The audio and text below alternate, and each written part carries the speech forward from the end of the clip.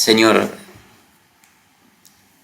hay un gran gozo en nuestro interior por poder venir delante de ti a recibir tu enseñanza a través de tu Espíritu, el cual ha venido a glorificar a Jesucristo y guiarnos a toda la verdad y convencernos del pecado que hay en nuestro interior y de la necesidad de tu salvación por gracia, sin merecimiento. Queremos ser enseñados por ti, que nos alumbres el entendimiento. Padre, no queremos tener una imagen en base a nuestro razonamiento de quién eres, sino que queremos que tú nos digas quién eres y qué pides de nosotros. Amén. Abre nuestros ojos espirituales, abre nuestros oídos para poder escucharte y verte, Señor. Guíanos a toda la verdad. Padre, nuestra súplica es que en esta oportunidad no haya palabra de hombre alguno, sino que sea tu palabra la que realmente con poder nos transforme el interior. Toma control de nuestras vidas, Señor. Glorifícate en esta mañana. Lo pedimos en el nombre de Jesús. Amén. Unos meses atrás nos hemos propuesto considerar qué significa tener fe en Jesucristo, qué significa creer en Dios.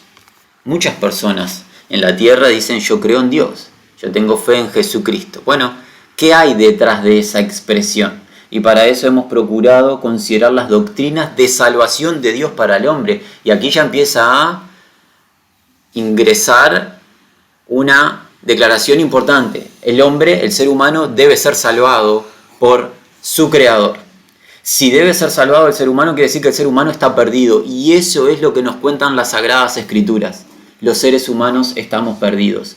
¿Cómo? ¿Por qué? Bueno, nuestros padres originales, Adán y Eva, desobedecieron la orden de Jehová el Creador, comieron de un fruto que estaba prohibido, el razonar el bien del mal y disponer ellos mismos lo que está bien y lo que está mal, y eso redundó ¿en qué? En que a través de ellos, en este caso nuestro padre Adán, ingresase el pecado en la raza humana. Las Escrituras nos cuentan a través del testimonio apostólico y profético de que el ser humano está contaminado de pecado, desde la planta del pie hasta la cabeza. ¿Somos culpables ante Dios? ¿Somos enemigos de Dios en nuestra mente? Estamos en un estado de perdición y en la justicia de Dios, la paga del pecado, la recompensa por el pecado es la muerte.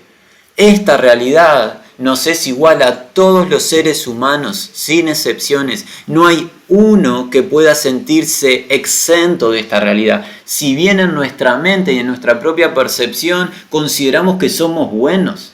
¿Por qué? Porque nos medimos el uno con el otro y comparamos la maldad severa en algunos prójimos y decimos yo soy mejor que tal persona. Las comparaciones son entre seres humanos, pero ante Dios no hay comparación entre ser humano, sino que Dios juzga con justicia a través de su ley y su consejo. Y en cuanto a la práctica de su ley, todos nos quedamos cortos de su gloria. Todos hemos tropezado, todos estamos en un estado de iniquidad.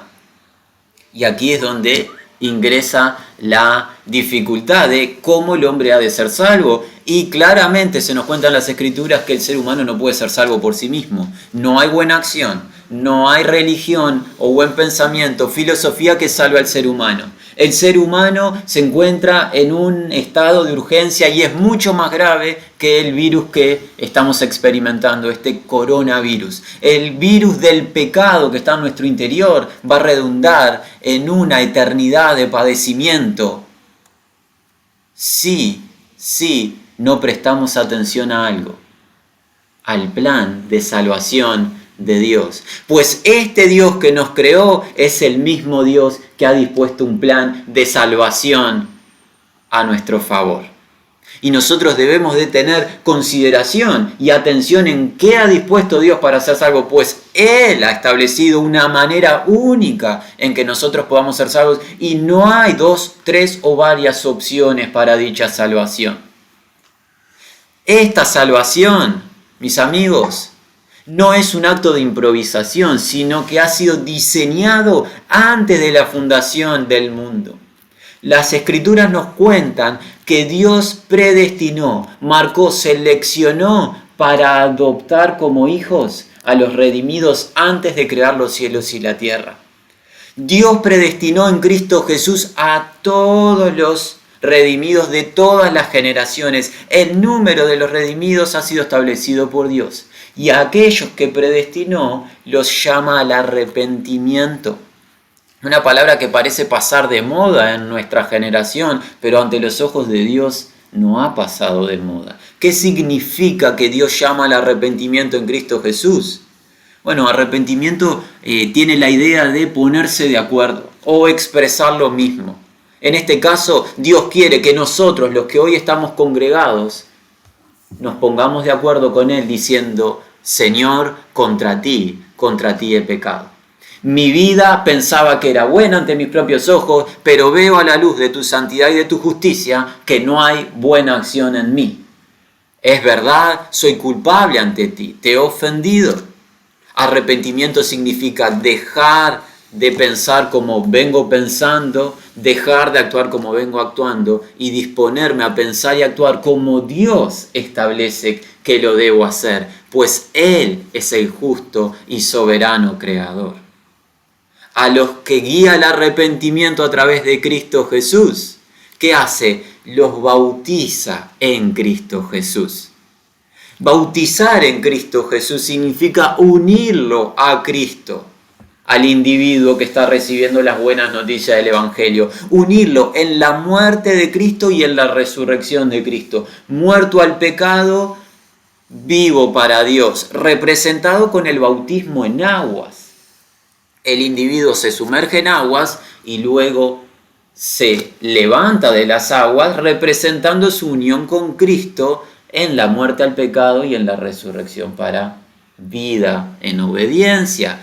Pero, ¿qué sucede también en dicho bautismo? No es solamente una representación mediante el agua, sino que el Señor Dios bautiza con el Espíritu Santo a aquellos que creen, que es la promesa que le había hecho a su amigo Abraham, de bendecir a las naciones. Espíritu Santo con el que somos bautizados o sellados los redimidos, como la garantía de la salvación hasta obtener la posesión adquirida, la redención de nuestros cuerpos, de lo que hoy estaremos hablando.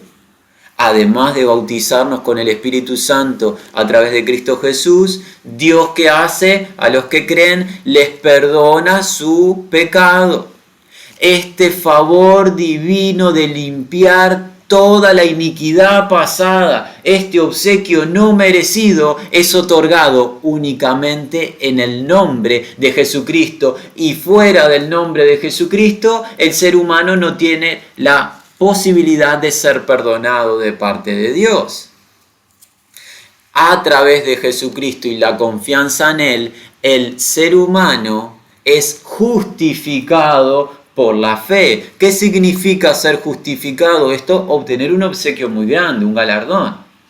Es que Dios, el Dios que nos acaba de acusar como inicuos, apartados de su gloria, nos vuelva a examinar con lupa, con detalle, y no hay error. No hay iniquidad ni mancha. Alguien que puede decir, ¿cómo puede ser esto? ¿Cómo un individuo pecador ahora pasa a ser justo? ¿Qué ha sucedido? Bueno, uno de los misterios más sublimes y gloriosos de las Escrituras.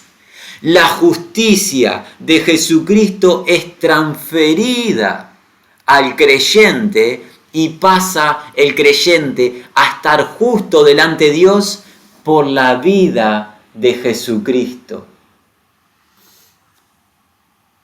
La fe en Jesús hace pasar a los inicuos y pecadores como justos delante de Dios. Alguien podría decir, ¿la fe en qué de Jesús? Y es una pregunta válida e importante. La fe en su obra, en quién es y qué hizo. Jesucristo es Dios en esencia, Dios el Hijo, que se encarnó y vino a esta tierra. En la sangre descendiente de Abraham y descendiente de David, para estar habilitado a ser el cumplidor de las promesas hechas a los padres de la nación de Israel. Y a través del poder del Espíritu Santo fue concebido en el vientre de una joven virgen Y es así que hace 2 milenios, en la ciudad de Belén de Judea, Dios Hijo se encarnó y nació y habitó entre las personas. A la deidad de Cristo se agregó humanidad y habitó en esta tierra Dios, hombre.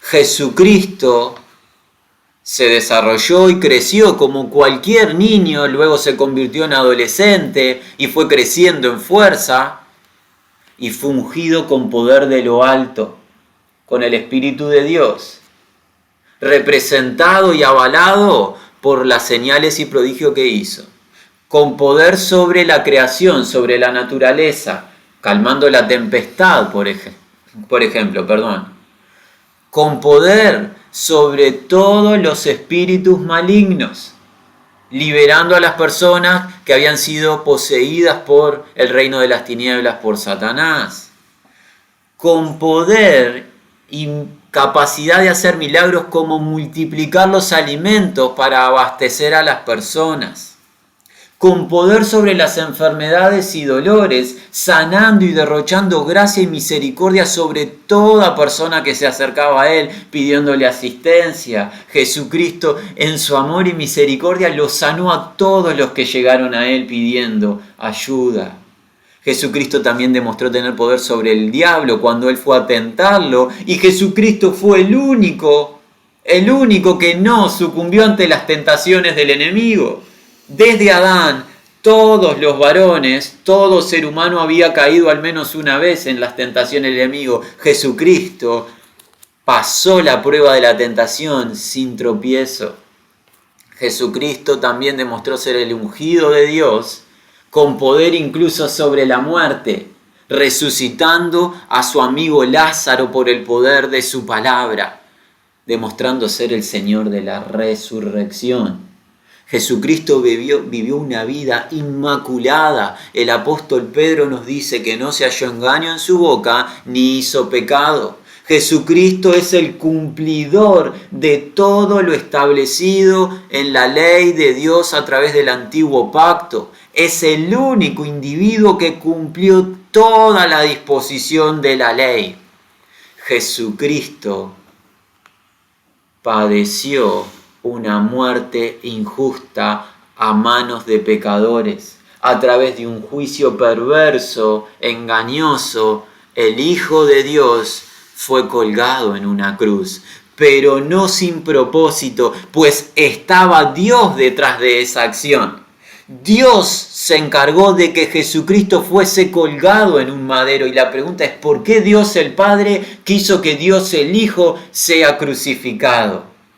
Para que su Hijo, quien era el Cordero establecido con sangre inocente, sea derramado en ofrenda para redención y salvación de nosotros, los hombres y mujeres pecadores. Porque Dios en su justicia no acepta otra sangre que no sea sangre inocente, para culminar con el poder del pecado. Y es así que Jesucristo es colgado en esa cruz, y en esa cruz muere y ofrenda su vida para el rescate de muchos.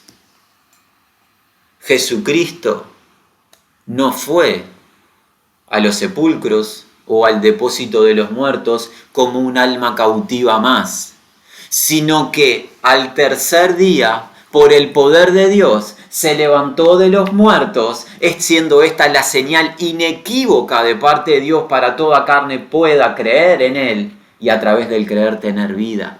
Jesucristo fue el único que se levantó de los muertos para jamás volver a morir, y eso a través del poder de Dios, y es el Señor del mundo espiritual, y es el Señor de la resurrección, y es aquel que posee las llaves del imperio de la muerte, habiendo despojado a la autoridad anterior, a Satanás. Y es a través de este acto de ofrenda sacrificial, muerte y resurrección, que Dios expía el pecado de los individuos. Expiar el pecado significa apaciguar la justa ira de Dios por el pecado. Todos nosotros hemos transgredido la ley de Dios y la ira de Dios debe ser derramada sobre nosotros. Pero a través del derramar de la sangre de Jesús inocente, la ira justa de Dios es colmada en Cristo para que no sea derramado sobre nosotros. Somos reconciliados por Él. No solo somos reconciliados, además, no solo somos expiados, además somos reconciliados. ¿Qué quiere decir? Que a través de la sangre de Cristo somos acercados nuevamente a Dios, luego de habernos enemistado con Dios y ser opositores a su palabra. En Cristo nuevamente somos unidos a Él, somos reconciliados y la reconciliación con Dios trae como beneficio la paz perdurable. Pues no hay paz en el interior del ser humano hasta que nuevamente somos unidos a nuestro Creador, y solamente podemos ser unidos a nuestro Creador a través del sacrificio de Cristo Jesús. ¿Quieres tener paz? No procures ir al psicólogo, no procures ir a un psiquiatra o un buen pensamiento, una filosofía. La paz perdurable la da Jesucristo en el interior del ser, reconciliándote con Dios. Además de reconciliarnos, Cristo a través de su sangre nos ha liberado, pues hemos nacido esclavos del pecado, como cantamos hace unos minutos. El mal que no quiero, eso hago, porque hay una fuerza mayor en mis miembros. Esa fuerza es abolida por la sangre de Jesucristo, quien nos compró del mercado de esclavos y ahora nos ha hecho posesión de Dios, y el poder del pecado ha sido anulado a través de la sangre de Jesucristo. En Jesucristo, en su sangre, se establece y se sella el nuevo pacto o la nueva alianza. Un parámetro establecido por Dios de relacionamiento entre Dios y nosotros, sus criaturas. Un pacto de purificación, de limpieza de nuestro estado de pecado, de nuestros ídolos. ¿Qué significa que Dios nos limpia de nuestros ídolos? Nos limpia de todo aquello que nos nubla o nos opaca la presencia y la gloria de Dios. Pues Él es primero en todo y Él mismo se encarga de quitar y limpiarnos de toda acción de este universo que está primero antes que Él. Además, este es un pacto de nuevo nacimiento, pues Dios no vino a emparchar o a mejorarnos como si hubiera algo para mejorar en nosotros. Dios vino a hacer una nueva creación. Este es un pacto de nuevo nacimiento espiritual. Cristo morando en nosotros, con nuevos deseos, nuevos objetivos, nuevos pensamientos. ¿De qué? De justicia, de santidad, de obediencia a Dios. En el pasado aborrecíamos la ley de Dios, pero ahora a través de este nuevo pacto en Cristo Jesús, amamos su ley y queremos obedecerla y practicarla. Este es un pacto en el Espíritu, pero es un pacto de comunión, de intimidad con Dios. Un pacto de compañerismo a través de la verdad. Verdad que solamente puede ser comprendida a través del alumbramiento que Dios produce. No en individuos inteligentes o capaces, en toda carne, porque escrito está. ¿El qué? Que en los postreros tiempos Dios escribirá su ley en nuestra mente y las grabará en nuestro corazón. Dios se encarga de que nosotros le conozcamos y recibamos su enseñanza a través de su Espíritu, sin importar nuestras cualidades o talentos, pues en el plan de salvación de Dios, en nada está involucrada la capacidad humana, pues todo emana de la misericordia y gracia de Dios. Este es un pacto en el que Dios produce alumbramiento y otorga revelación divina. Y también es un pacto de santidad, que es el único camino a transitar. Un camino angosto a través de una puerta estrecha, Y ese camino y esa puerta tiene nombre propio, Cristo Jesús. El único camino a Dios el Padre. Jesucristo es la única manera de llegar al Padre. Y el camino que es Jesucristo es un camino santo, apartado para Dios, distinto de la manera de conducirse y vivir del mundo, con distintos parámetros, con una ley distinta, una ley superior, una ley celestial.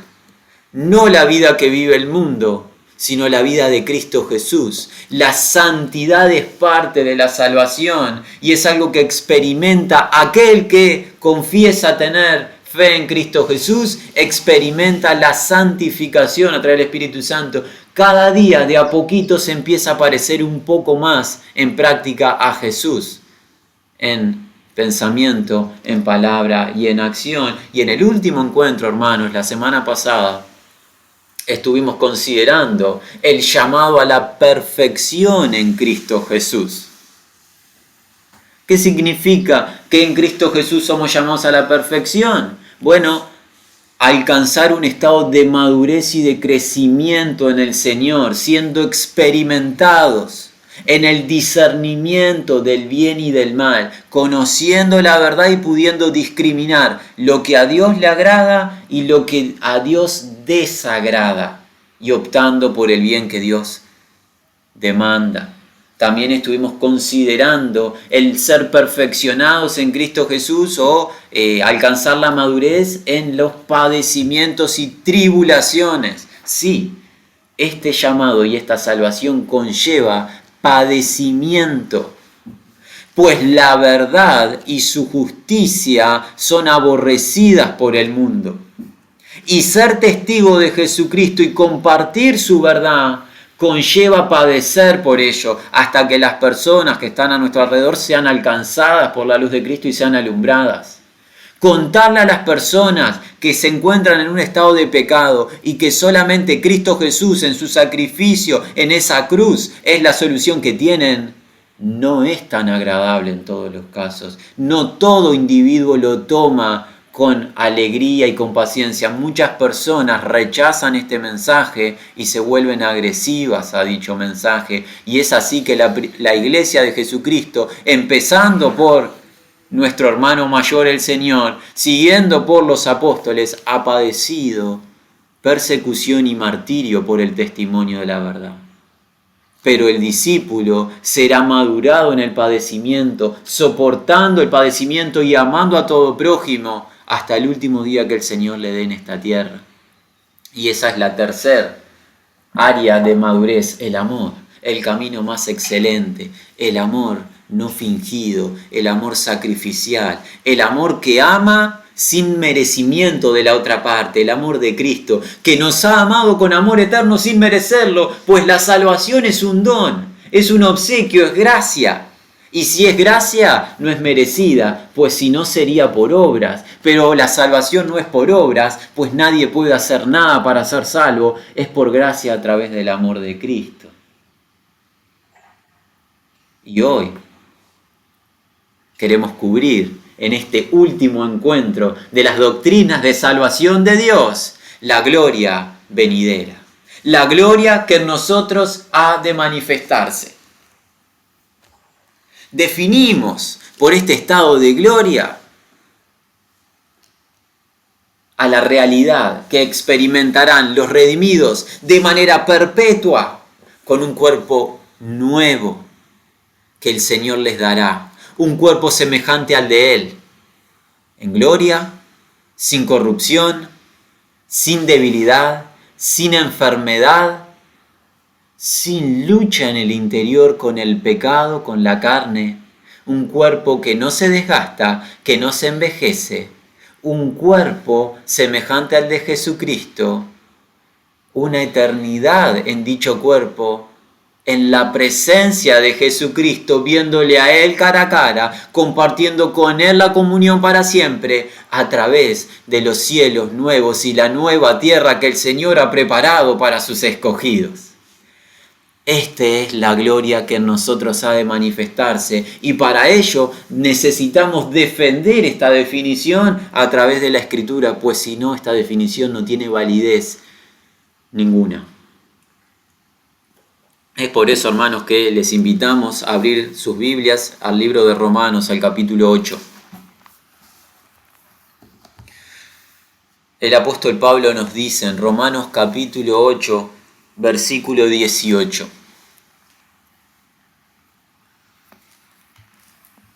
Pablo dice: pues tengo por cierto que las aflicciones del tiempo presente no son comparables con la gloria venidera que en nosotros ha de manifestarse. Pablo tiene una convicción, tiene una certeza. No puede ser puesto en un mismo rango lo que ha de venir con lo que se padece en el presente. Y alguien podría decir: pero Pablo, mirá que vos padecés. Ciertamente. Luego de Jesucristo, el varón que más padeció por la verdad en el Nuevo Testamento es el apóstol Pablo. Así que lo que sea que Pablo está esperando para más adelante tiene que ser sublime, porque los padecimientos de Pablo son reales. Es más, esto lo vuelve a afirmar en 2 de Corintios. Mantengan abiertos Romanos porque volvemos en un minuto. En 2 de Corintios, en el capítulo 4, Pablo nos dice, en el versículo 17, porque esta leve tribulación momentánea produce en nosotros una cada vez más excelente y eterno peso de gloria, no mirando nosotros las cosas que se ven, en este caso nuestro padecimiento y debilitamiento, sino las que no se ven, pues las cosas que se ven son a término, temporales, pero las que no se ven son eternas. Vemos que Pablo, en medio de sus luchas, dificultades y tribulaciones, tenía puesta la mirada en algo más adelante. Había una gloria que esperaba. Y esto no solo en Pablo, sino en el apóstol Pedro también. El apóstol Pedro en su carta nos dice, en Primera de Pedro, capítulo 1,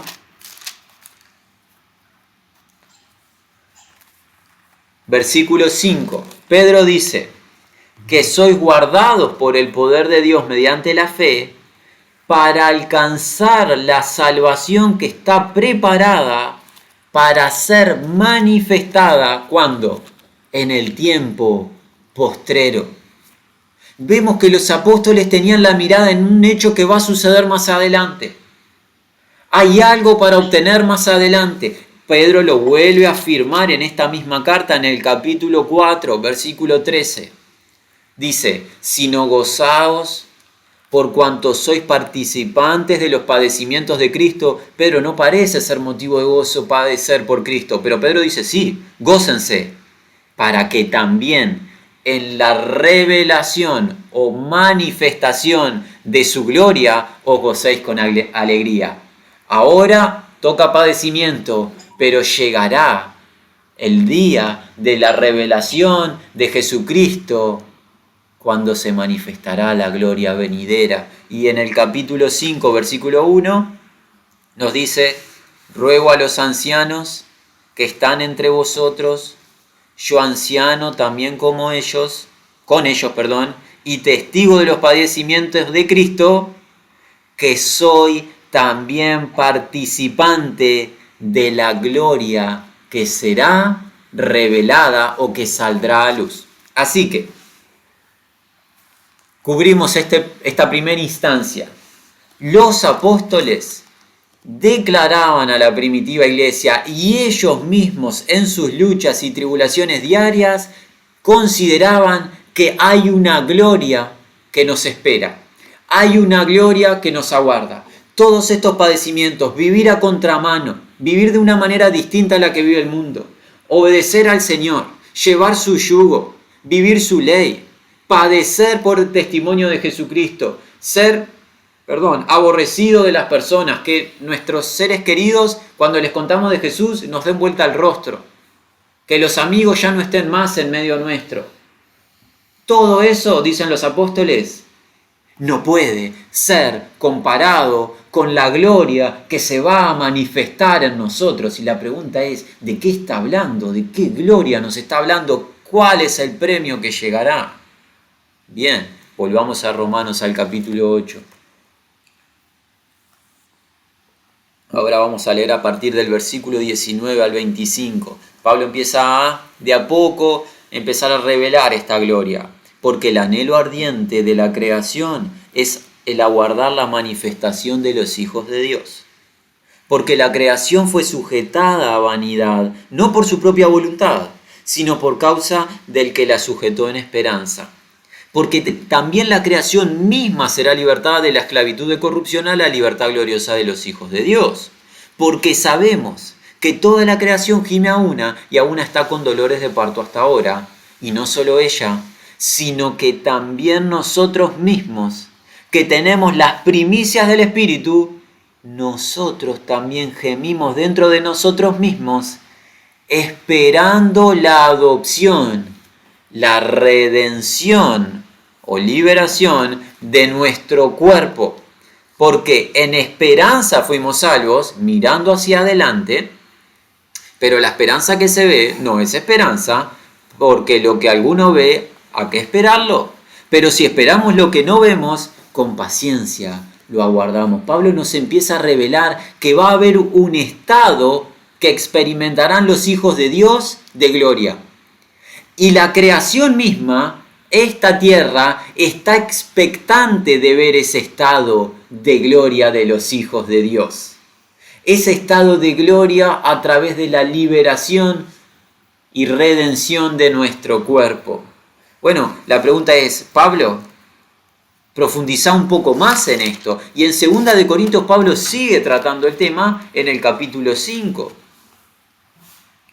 En el 2 de Corintios capítulo 5, a partir del versículo 1, Pablo dice, porque sabemos o tenemos certeza que si nuestra morada terrestre, este tabernáculo, se deshiciere, se deteriora y ciertamente todos nos vamos desgastando día a día, nuestro cuerpo se está debilitando, cada vez se aumentan más las luchas, los dolores. Tenemos de Dios un edificio, una casa no hecha de manos, eterna en los cielos. Y por esto también gemimos, deseando ser revestidos de aquella nuestra habitación celestial. Pues así seremos hallados vestidos y no desnudos. Porque asimismo lo que estamos en este tabernáculo gemimos con angustia, porque no quisiéramos ser desnudos sino revestidos, para que lo mortal sea absorbido por la vida. Mas el que nos hizo para esto mismo es Dios, quien nos ha dado las arras del Espíritu. Así que vivimos confiados siempre y sabiendo que entre tanto que estamos en el cuerpo, estamos ausentes del Señor. Porque por fe andamos y no por vista. Pero confiamos y más quisiéramos estar ausentes del cuerpo y presentes al Señor. Pablo aguardaba el ser revestido. Pablo aguardaba tener un tabernáculo, un lugar de morada, pero no terrenal. Pablo aguardaba una habitación celestial, un lugar donde morar para siempre, un lugar en donde habitar hecho por Dios. ¿De qué está hablando Pablo? Pablo está hablando de la resurrección de gloria de los hijos de Dios. Debemos de comprender, queridos, que todos experimentaremos la muerte. Cuando hablamos de muerte a través de las Escrituras, hablamos de separación. La muerte significa separación. En el caso de una persona que no cree en Jesucristo, su espíritu es separado de su cuerpo, el cuerpo deja de funcionar y se deteriora, pero dicho espíritu va a un lugar denominado el Hades o depósito de los muertos, un lugar de padecimiento en un estado de espera hasta que llegue el día del juicio del gran trono blanco de Dios y allí el individuo pase al lago de fuego para siempre. Pero en el caso de los hijos de Dios, una vez que sus cuerpos terrenales dejan de funcionar, son separados también de su cuerpo terrenal, pero pasan a la presencia del Señor, en gloria, descansando en Él. Pero aguardando ¿qué? Aguardando la resurrección de entre los muertos, como Jesús lo dijo en el Evangelio de Juan, en el capítulo 5. A partir del versículo 24 leemos, Jesús dice, de cierto os digo, el que oye mi palabra y crea al que me envió tiene vida eterna, y no vendrá a condenación, mas ha pasado de muerte a vida. De cierto os digo, viene la hora y ahora es, cuando los muertos oirán la voz del Hijo de Dios y los que oyeren vivirán. Porque como el Padre tiene vida en sí mismo, así también ha dado al Hijo el tener vida en sí mismo. Y también le dio autoridad de hacer juicio por cuanto es el Hijo del Hombre. No os maravilléis de esto, porque vendrá hora cuando todos los que están en los sepulcros oirán su voz, y los que hicieron lo bueno saldrán a resurrección de vida, mas los que hicieron lo malo a resurrección de condenación. La muerte en ningún punto es aniquilación total o desaparición del individuo.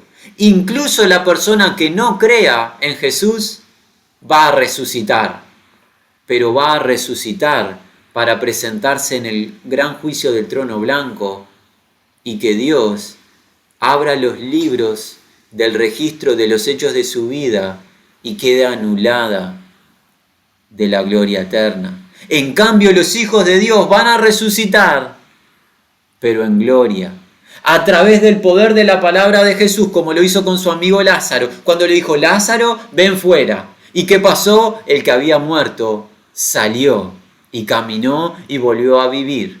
¿Por qué pudo hacer eso? Porque Jesucristo es el Señor de la resurrección y la vida. Alguien dirá, parece injusto que los que no creen en Jesús sean resucitados una única vez para experimentar la segunda muerte y padecer para siempre, y que los hijos de Dios no experimenten juicio. Bueno, debemos de comprender algo. Los hijos de Dios tenemos el primer juicio cuando se nos llama al arrepentimiento de parte de Dios. Se juzga nuestro estado de pecado y se nos llama al arrepentimiento. Después tenemos como juicio diario la palabra de Dios que nos corta la carne a diario. Constantemente nuestros deseos y anhelos tienen que ser puestos a un lado para voluntariamente sujetarnos a la ley de Cristo. Pero lo más importante, nuestro juicio y nuestro estado de pecado fue saldado en Cristo Jesús, el cual cargó con nuestra culpa y Él mismo experimentó el peso y la recompensa en sus propios miembros de nuestro estado de pecado. Es por eso que para los hijos de Dios ninguna condenación hay. Solamente para los que están en Cristo Jesús. ¿Quieres ser libre del juicio del trono blanco? Una sola manera hay. Confianza, fe en Cristo Jesús. Fuera de Cristo Jesús, el individuo le debe su estado de iniquidad al Dios justo y va a tener que pagar con su vida. Pero en Cristo, gratuitamente, por gracia, hay salvación eterna. No porque lo merezcas, sino por el amor de Dios y su misericordia incomparable. Así que los hijos de Dios van a resucitar.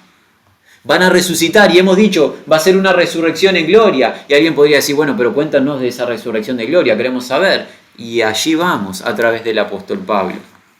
Vamos a 1 Corintios, al capítulo 15.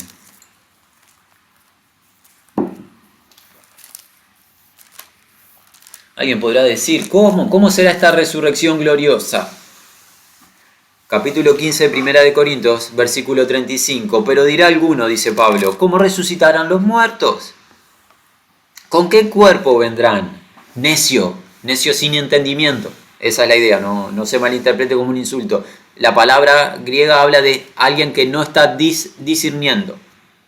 Necio, lo que tú siembras no se vivifica, sino muere antes. Y lo que siembras no es el cuerpo que ha de salir, sino el grano desnudo, ya sea de trigo o de otro grano. Pero Dios le da el cuerpo como Él quiso y a cada semilla su propio cuerpo. No toda carne es la misma carne, sino que una carne es la de los hombres, otra carne es la de las bestias, otra la de los peces y otra la de las aves. Hay cuerpos celestiales y cuerpos terrenales, pero una es la gloria de los celestiales y otra es la de los terrenales. Una es la gloria del sol, otra es la gloria de la luna, otra la gloria de las estrellas, pues una estrella es diferente de otra en gloria. así también es la resurrección de los muertos. Se siembra en corrupción, en este envase presente en nuestros cuerpos físicos, resucitará en incorrupción. El cuerpo que recibirán los hijos de Dios será un cuerpo incorruptible.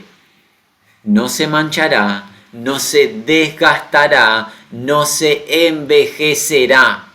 Pregúntate, amigo o amiga, ¿qué clase de medicina te permite un cuerpo que no se deteriore? Los que estamos aquí hoy presentes nos miramos y vemos que nuestros cuerpos duelen y se están deteriorando rápidamente. Quizás alguno de los jóvenes que hoy nos acompaña no haya experimentado eso, pero nosotros a diario lo vivimos. El cuerpo se está desgastando, pero el cuerpo que recibirán los hijos de Dios, y Pablo decía, la gloria que ha de manifestarse, será un cuerpo incorruptible. ¿Qué más, Pablo?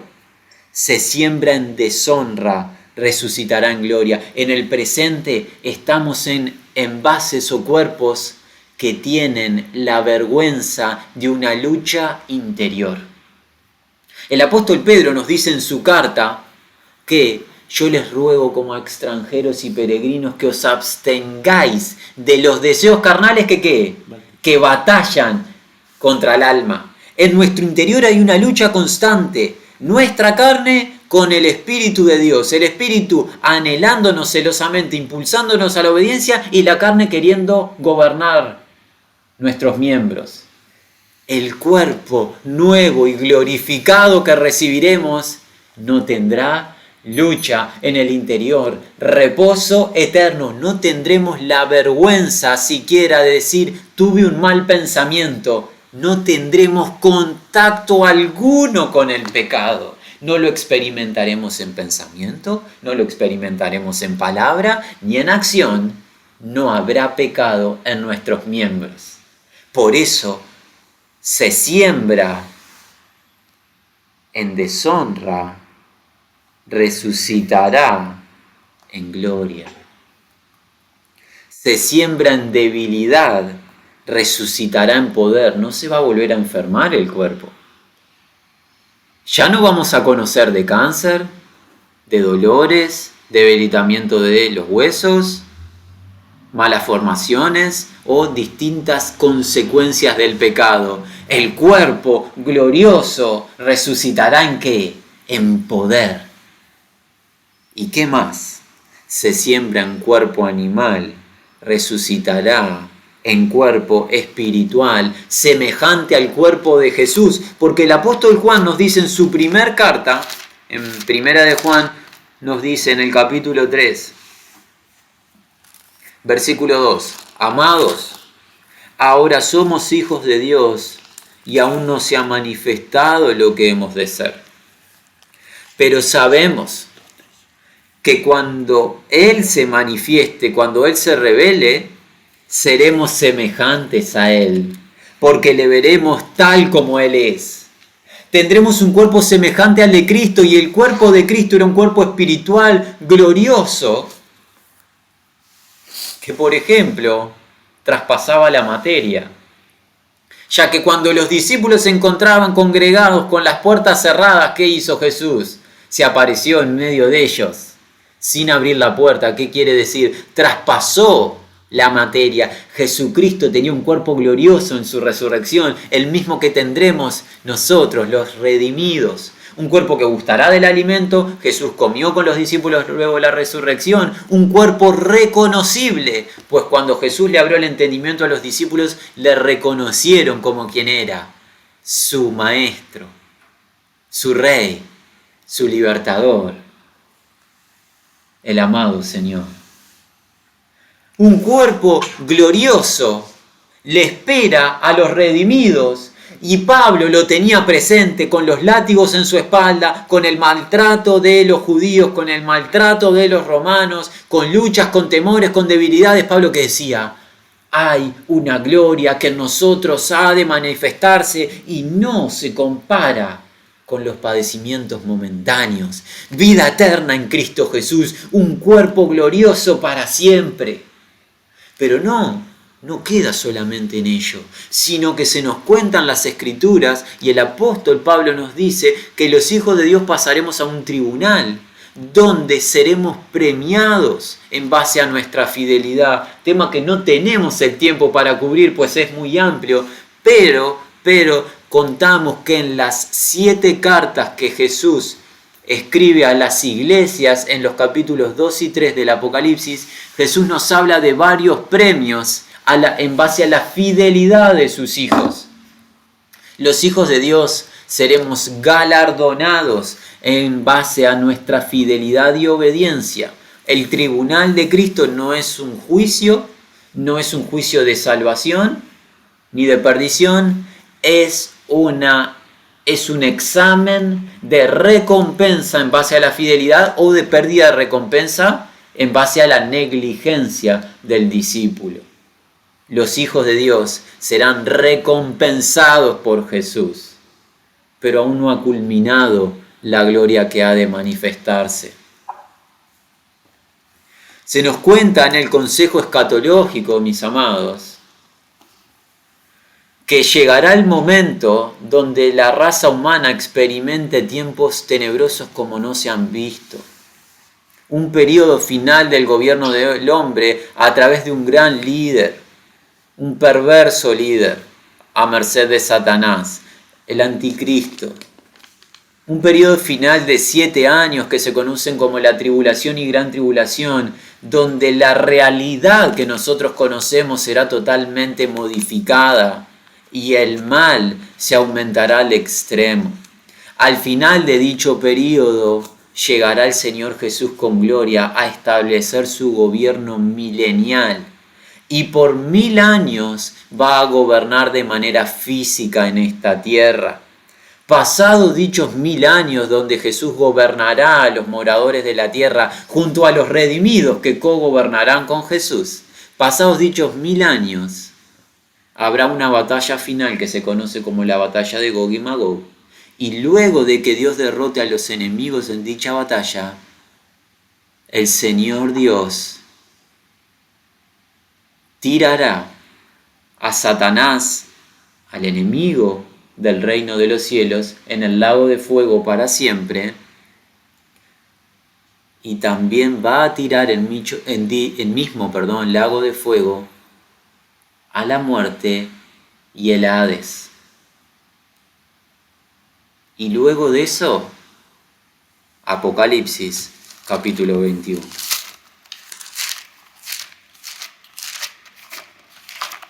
Pablo habló de gloria venidera. Hay algo glorioso que le espera a aquel que crea en Jesucristo, dice Pablo. Se nos habló de un cuerpo único, incomparable, se nos habla de premiación y ahora, en este tercer bloque, la vida eterna bajo los cielos nuevos y la tierra nueva por la misericordia de Cristo Jesús. Apocalipsis 21, versículo 1. Vi un cielo nuevo y una tierra nueva. Porque el primer cielo y la primer tierra pasaron y el mar ya no existía. Se nos cuenta en las Sagradas Escrituras que esta creación está reservada por Dios para ser pasada por fuego. Todo lo que ven nuestros ojos llegará un día donde Dios lo va a pasar por fuego. ¿Y qué va a ser? Va a ser una nueva creación. Y yo, Juan, el apóstol de Jesús, vi la santa ciudad, la nueva Jerusalén descender del cielo, de Dios, dispuesta como una esposa ataviada para su marido. Y oí una gran voz del cielo que decía: He aquí el tabernáculo de Dios con los hombres, y Él morará con ellos, y ellos serán su pueblo. Y Dios mismo estará con ellos como su Dios. Enjugará, secará Dios toda lágrima de los ojos de ellos, y ya no habrá muerte, ni habrá más llanto, ni habrá clamor, ni dolor, porque las primeras cosas pasaron. Pablo miraba hacia adelante y decía: hay una gloria que nos espera, y Juan vio dicha gloria. ¿Cuál es la gloria? Que los redimidos del Señor jamás tendrán la experiencia de angustia alguna. Ya no van a tener un solo mal pensamiento, no van a tener dolor, no van a tener angustia, afán, turbación, no van a experimentar dolor de ninguna índole. Alguien dirá, ¿cómo puede ser esto real? ¿Cómo puede ser si habiendo quedado tanta gente en el camino, tanta gente que pereció, incluso gente conocida que quizás no conoció a Jesús, cómo puede ser que por la eternidad disfrutemos y nos gocemos para siempre? Nosotros creemos que en aquel día nuestra percepción de la justicia divina será total. Y tendremos una imagen y una percepción de Dios sublime, a tal punto que tendremos la aceptación de toda disposición de lo alto. Tendremos un descanso total en que toda decisión celestial es justa y todo lo determinado por Dios es irreprochable. Y tendremos gozo perpetuo en lo que Dios ha determinado y en su presencia, pues le veremos a Él y estaremos con Él para siempre. Enjugará, secará a Dios toda lágrima. Ciertamente que nuestro transitar por la tierra, no sabemos del otro lado de la pantalla, quienes nos puedan estar escuchando, qué clase de vida tienen. Nosotros podemos decir, es difícil estar en esta tierra, no es sencillo, duele, la vida duele realmente. La vida es un cúmulo de experiencias de dolor constante. Eso que estamos acostumbrados a vivir a diario no será la realidad venidera. Pablo, tenías razón, Pablo, no nos engañaste. Dijiste, hay una gloria que no se compara con el presente. Tenés razón, Pablo, creo a tu testimonio. Es glorioso lo que nos espera. Ténganos un poquito de paciencia, estamos prontos para ir culminando de a poco, hermanos, un poquito más. Versículo 5. Y el que estaba sentado en el trono dijo, he aquí, yo hago nuevas todas las cosas. Y me dijo, escribe, porque estas palabras son fieles y verdaderas. ¿Alguien piensa que es muy bueno para ser real? El que está entronado dice, esto es fiel y verdadero, lo voy a llevar adelante. Me dijo, hecho está, yo soy el alfa y la omega, el principio y el fin. Al que tuviere sed, yo le daré gratuitamente de la fuente del agua y de la vida. El que venciere, heredará todas las cosas, y yo seré su Dios, y él será mi hijo. Pero una advertencia, los cobardes e incrédulos, los abominables y homicidas, los fornicarios y hechiceros, los idólatras y todos los mentirosos tendrán su parte en el lago que arde con fuego y azufre, que es la muerte segunda. Todo aquel que no fue redimido por Jesucristo no va a experimentar este estado de gloria. Hoy se te estaba percibiendo y se te está llamando a confiar en Jesús, amigo y amiga, que nos escuches. Fuera de Jesucristo, destrucción eterna. En Jesucristo, gloria para siempre. Adelántense por favor al versículo 22. Juan ve la santa ciudad, ¿y qué? Y no veía en ella templo, porque el Señor Dios Todopoderoso es el templo de ella y el Cordero. La ciudad no tiene necesidad de sol ni de luna que brillen en ella, porque la gloria de Dios la ilumina, y el Cordero es su lumbrera. Y las naciones que hubieran sido salvas andarán a la luz de ella, y los reyes de la tierra traerán su gloria y honor a ella. Sus puertas nunca serán cerradas de día, pues allí no habrá noche, no habrá tinieblas. En la nueva creación de Dios, el mal no será una experiencia, no habrá pecado. Y llevarán la gloria y la honra de las naciones a ella. No entrará en ella ninguna cosa inmunda o que hace abominación y mentira, sino solamente los que están inscriptos en el libro de la vida y el Cordero. Al igual que al camino de santidad no ingresa cosa inmunda, pues necesitamos ser purificados por el Señor, a la nueva Jerusalén no ingresa cosa inmunda sin haber sido purificado por el Señor. Los inscriptos en el libro de la vida ingresan. Capítulo 22, versículo 1. Después me mostró un río limpio de agua de vida, resplandeciente, como cristal, que salía del trono de Dios y del Cordero. En medio de la calle de la ciudad y a uno y otro lado del río estaba el árbol de la vida, que produce 12 frutos, dando cada mes su fruto, y las hojas del árbol eran para la sanidad de las naciones. No habrá más maldición, y el trono del Dios y del Cordero estará en ella, y sus siervos le servirán, y verán su rostro, y su nombre estará en sus frentes. El anhelo de todos los escogidos se va a cumplir. ¿De qué? De que veremos al Señor cara a cara, le veremos tal como Él es y le veremos así para siempre, pues Él vivirá y morará en medio de nosotros. Nosotros, los inicuos, aquellos que estamos destituidos de toda gloria, que no hay nada bueno en nosotros, por Cristo Jesús, por su obra, vamos a conocer a Dios y vamos a cohabitar con Él para siempre. Tenés razón, Pablo. Hay gloria más adelante que nos aguarda en Cristo. Verán su rostro y su nombre estará en sus frentes. No habrá allí más noche. No tienen necesidad de luz de lámpara ni de luz del sol, porque Dios, el Señor, los iluminará y reinarán por los siglos de los siglos. Y me dijo: estas palabras son fieles y verdaderas. Estas palabras tienen el sello del Dios de la creación. Esta no es un invento de Juan, esto no es un invento de hombres, esto salió del mismo trono supremo. El Señor, el Dios de los espíritus de los profetas, ha enviado a su ángel para mostrar a sus siervos las cosas que deben de suceder pronto. He aquí, vengo pronto. Bienaventurado el que guarda las palabras de la profecía de este libro. Amados, unos meses atrás, no recordamos exactamente la fecha, nos propusimos conocer qué significa ser salvo. ¿Qué es esto de creer en Jesús? Se ha reiterado y en algunos casos se ha blasfemado en cuanto a la fe de Jesús. Hoy personas declaran livianamente que tienen fe en Jesucristo. ¿Qué implica tener fe en Jesucristo? Se nos ha enseñado a lo largo de estos meses del plan de Dios de salvación. Predestinación antes de la fundación del mundo. Llamado al arrepentimiento. Bautismo en Cristo. Bautismo en el Espíritu Santo. Perdón de pecados. Expiación, propiciación del pecado. Reconciliación, redención. Liberación que trae paz con el Señor. Justificación por la fe en Cristo Jesús, la fe en quien Él es y en su obra. Nueva alianza, nuevo pacto en Cristo Jesús, estos parámetros nuevos que Dios ha establecido de relación del hombre con Él.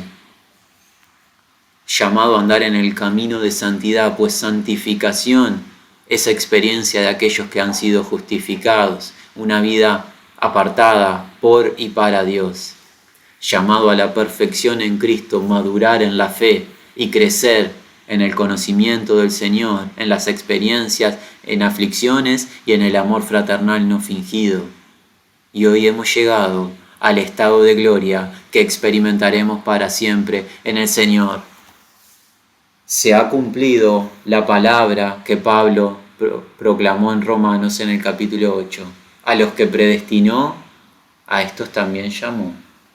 A los que llamó, a estos también justificó. Y hoy se nos ha contado que a los que justificó, a estos también glorificó. Amigos, amigas y hermanos en la fe, esta gloria, esta salvación que se ha proclamado, tiene un nombre propio. El nombre de Jesucristo está inscrito en esa salvación. Y fuera de dicho nombre no hay ninguna expectativa, ninguna esperanza de nada con Dios. Nosotros amonestamos en el temor del Señor a toda persona que nos escucha a que no tome en vano esta gracia. Esto no debe de ser desechado, ni debe de ser considerado como una buena idea simplemente. El individuo que oiga estas palabras debe de en esta misma jornada volcar su vida toda a Jesucristo, pues fuera de Él no hay esperanza alguna. Solamente en Él podremos ser salvos y fuera de Él la única expectativa es una condenación horrenda, pues fuego consumidor es el Dios vivo y todos y cada uno vamos a tener que rendir cuenta de nuestro pecado. Hay solo dos maneras de saldar el pecado del hombre: ¿Cuáles dos? Una, la cruz del Calvario. Jesucristo paga por nosotros. Dos, nosotros mismos pagamos a Dios por nuestros pecados en un lago que arde con fuego y azufre para siempre, destituidos de toda gloria. Una de las dos maneras va a tener que ser. No hay una tercera opción. O pagamos nosotros o paga Cristo. Y esa es la verdad del Evangelio. Y hoy se nos ha anunciado que es gratis y es para el que confía en Él. Es este el plan de Dios, no hay otro plan. No busquen en otro lugar, pues este es el plan de Dios para salvación. Y el Señor Jesucristo tiene un versículo más para decirnos y ha culminado nuestra participación en esta oportunidad. Capítulo 22 del libro de Apocalipsis, versículo 17. Para aquel que tiene oído, oiga. Y el Espíritu y la esposa dicen ven. Y el que oye, diga ven. Y el que tiene sed, venga. Y el que quiera, tome del agua de la vida gratuitamente.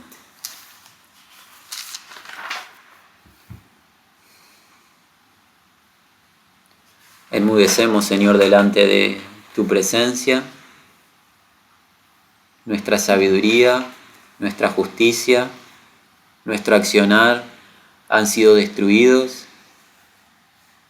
y tu nombre se ha convertido en nuestra mayor gloria, Señor. ¿Quién podría diseñar una salvación de esta índole? ¿Quién puede, antes de crear los mismos cielos y la misma tierra, ya tener establecido un plan de redención, un plan de una eternidad pasada a una eternidad en gloria? Solamente tú, Señor. Nosotros hoy, tu creación, te reconocemos como nuestro Creador y como nuestro Salvador y te damos toda la gloria a ti, Señor. Sea glorificado tu nombre en todas las naciones por tu unigénito Hijo amado Jesucristo, nuestro Cordero Redentor, nuestro Mesías y Rey, nuestro amo, nuestro Señor, nuestro hermano mayor, nuestro gran Salvador. Fuera de Él no tenemos nada en esta existencia, Señor, y no merecemos nada, pero en Él, gracia, misericordia, amor perpetuos. Señor, gracias por habernos venido a rescatar. Gracias, Señor, por vaciarte a ti mismo, despojarte de tu gloria para redimirnos a nosotros y enriquecernos espiritualmente. No lo merecíamos, Señor, no lo merecemos, pero así te agradó. Exaltamos tu bondad, exaltamos tu poder, exaltamos tu gracia y tu misericordia. ¿Quién como tú, Señor? ¿El mundo quizás? ¿El enemigo? ¿Quién? ¿La plata? ¿Incluso las personas? Nadie como tú, Señor. Nadie como tú que nos hayas amado desde antes de crearlo todo. Nos conociste desde antes de la fundación del mundo y nos apartaste para esta salvación. Oh Señor, cuánta sabiduría hay en ti. Y en esa cruz, que aún se nos ha contado desde la niñez, pero aún no podemos llegar a comprender con plenitud el padecimiento y el dolor que experimentó nuestro Señor para redimirnos. Y es por eso que no queremos tomar en vano tu salvación, Señor. Aumentanos la fe, abre nuestro entendimiento, Padre. Nuestra súplica es que todo aquel que pueda oír en esta oportunidad, hoy mismo se vuelva a ti. Que no deje para mañana el reconocerte, el arrepentirse delante de ti, el darte gloria, el vivir para ti, Señor. Tú puedes hacerlo a través de tu Espíritu, guía a salvación, al arrepentimiento, a las personas. Es nuestra súplica, Padre. Te damos toda la gloria a ti, Señor. Gracias por habernos extendido de días para haber cubierto, al menos a modo de títulos, estas doctrinas de salvación que se encuentran en tu plan eterno. Te damos toda la gloria a ti, Señor. Gracias por Jesucristo, nuestra máxima gloria. En el nombre de Él hemos clamado y hemos pedido.